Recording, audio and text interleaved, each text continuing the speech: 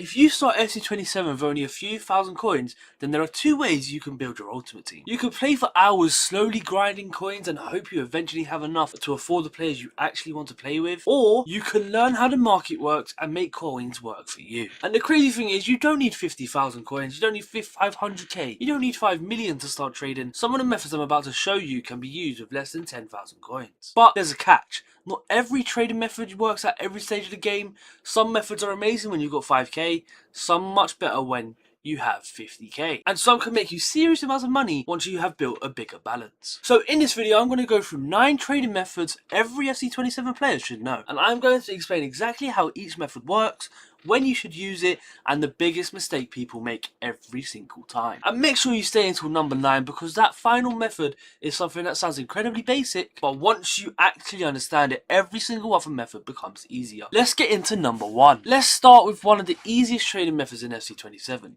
mass bidding. This is one of the methods I recommend to someone who's completely new to trading, and the reason is simple. You don't need to predict the entire market, you don't need to know what's going to happen tomorrow, you're simply trying to buy players for less than they're normally worth. Let's say you find a player who consistently sells for around 5,000 coins.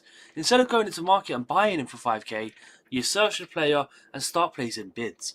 Maybe you could pick them up for 4,000 coins, maybe 4,200, maybe 4,300. Let's say you win 10 cards for an average of 4,200 coins, that's 42,000 coins invested.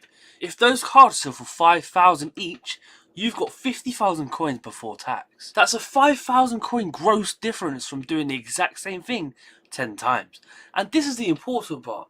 You're not looking for one massive deal, you're looking for small profits that can repeat. The best players to mass bid on usually have lots of cards listed, consistent demand, a stable price, lots of transactions, and a relatively quick selling time. Don't just pick a random 5,000 coin player with 52 pace because you think they're cheap. You want liquidity, because there's no point in making 1,000 coins profit on a card if it takes 14 years to sell. And here's your first rule of trading. Profit isn't real until the card sells. Now, if mass bidding is about patience, sniping is the complete opposite. Sniping is about speed. The idea is simple. You find a player who normally sells for a certain price, then try to buy them instantly when somebody lists them below that price. Let's say a player normally sells for around 10k. You might search the player for a maximum buy now of 8,500, then you refresh, search, refresh, search, refresh, and eventually someone might list a player for 5,000 coins. You buy it instantly and you relist it for around 10k, and you've potentially made a couple of thousands of coins from one card. Sounds easy, right? Here's where most people mess up. They don't know the player's selling price. They see one card listed for 10k and assume that's the player's worth. But what if there are 30 cards listed at 10k and none of them are selling? You haven't found a deal. You found an overpriced card. Before you start sniping, guys, please make sure you watch the market. Look at multiple listings, see where cards are actually moving, and calculate the EA tax before you buy. Because if you're only making 300 coins after tax, that's not a good snipe. One more thing, don't get emotional. If you're refreshing for 20 minutes and missing every card, don't suddenly buy something for too much just because you want to win. The market doesn't care that you're bored. Just move on. The next method is one that a lot of casual players completely overlook. Chemistry style trading. Sometimes two versions of the exact same player can have completely different values, depending on the chemistry style attached to them. Imagine if a player is selling for 15k normally, but versions of a popular chemistry style like Hunter or Shadow are selling for 18k, that creates a potential opportunity. You buy the cheap version, apply the chemistry style, then relist the upgraded version, but there are a few things you have to calculate. First, how much does the chemistry style cost? Second, what's the EA tax? And third, does the upgraded version actually sell? Because if you're spending 2k on the chemistry style to make an extra 1,500, you've just lost money. The opportunity comes when there's a genuine gap between the normal card and the upgraded version. And this can become particularly interesting when a specific chemistry style becomes popular because of the current meta. So don't just look at players, look at what people are doing to those players. Now we're getting into one of the biggest methods in Ultimate Team, SBC investing. This is where you try to predict future demand. Let's say you know EA is releasing a big SBC. You don't know the exact requirements yet, but you have an idea of what could be needed. Maybe high-rated players who use points, maybe certain leagues, nations, maybe team of the week cards. But before you buy those players, demand increases. For example, imagine an 86 rated card is currently 8,000 coins. You buy 20 of them, that's 160k invested. Then a massive SBC releases and suddenly everyone needs 86 rated players. Their card rises to 1,200, that's 4,000 coins per card. Multiply that by 20 and you've suddenly created a very serious amount of profit. But here's the dangerous part. You can be completely wrong. EA might release an SBC with completely different requirements, the cards you bought might barely move, or worse, they might even drop.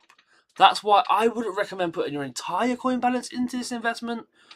Keep coins available and don't blindly invest because somebody on social media says, buy these now. They're not going to refund your coins if they're wrong and they don't actually care about you. If SBC investing sounds risky, this is a much easier way to understand the same concept. Fodder trading. Instead of trying to predict which individual player is going to explode in price, you're looking at ratings. 83 rated players, 84s, 85s, 6s, 7s, 8s, and above. The reason this works is simple. When there's no attractive SBC anymore, demand for fodder can be relatively low. Prices can drastically fall, then EA releases a huge player SBC, suddenly everyone needs fodder, and the prices will rise. Let's say you buy 85 rated players at 5k, a few days later an expensive SBC drops, and those same cards rise to 7k. You sell again, you're not trying to hit a 100k coin jackpot, you're trying to understand supply and demand. And one of the biggest mistakes beginners make in buying fodder when everybody else is already buying it. You want to be thinking ahead. Buy when nobody cares, sell when everybody suddenly does. The next method is one of the most important concepts in the entire FC27 market, supply trading. You need to understand what happens when millions of packs are opened, because when supply increases, prices fall. Imagine you've got a player worth 50k, a huge promotion starts, everyone starts opening packs, packing that player, and then thousands of that player suddenly hit the market. The price drops to 55k, then 42k, then 40. The price drops to 45k, then 42k, then 40k. Most people panic and think, "Oh my god, I need to sell my player. Get me out of this player right now." But this is where traders start looking for opportunities. You ask, why is the price falling? Is the player actually bad? Or is there simply thousands more copies on the market? If the player is still desirable and the supply eventually slows down, there's a possibility of recovery. That's the key distinction. A fall in price isn't automatically a bad investment. Sometimes it's just a temporary supply. But don't assume every crash will recover. That's how you get stuck holding a player worth 20k that you bought for 50. Now let's talk about something that directly affects prices. What people are actually using. Because the market isn't controlled by numbers, it's controlled by players. If a certain card becomes amazing, for example Claudia Pina, demand goes up. And when demand goes up, prices can follow. Think about players who are fast, strong, good in the meta, popular positions, and easy to link. When people are building their teams for competitive mode, they aren't just looking for the highest rated cards. They're looking for cards that actually perform. So whenever you're looking at a player, don't just ask what's his price, what's her price. Ask, why would someone buy this player today? That's a much better question. If you can answer that, you understand demand. And understanding demand is one of the biggest steps towards becoming a real trader. Now we're on to one of my favourite methods. Promo panic trading. This is where you take advantage of people overreacting. Whenever a huge promotion gets announced, players start panicking, selling their teams, they sell investments, they sell players they've been using. Everyone thinks everything is going to crash, and sometimes it does, fair enough, but sometimes the market drops much harder than it actually should. Imagine you have a meta player worth 100k, and a huge promo gets announced. Suddenly everyone starts selling, the player drops to 90k, then 85, then 80k. The natural reaction is, don't buy, it's going to 60k. But instead of guessing, you ask, is this actually justified? Is the player still meta? Are people still going to use them? Is the supply temporary? Are there enough new cards replacing him? If the fundamentals are still strong, that panic can create a buying opportunity. But this is important. Never try to catch a falling knife with your entire coin balance. You don't need to perfectly predict the bottom. If you have 200k, don't put 200k into one player. You can buy gradually.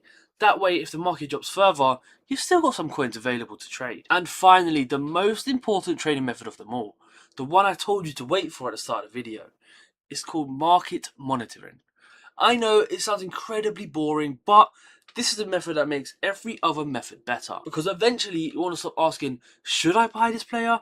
And start knowing, I've seen this before. You want to understand when players normally rise, when they fall, when packs are being opened, when SBCs get released, when promotions start, when people build their teams, when competitive modes become important, and when demand disappears. Here's something you can do from day one.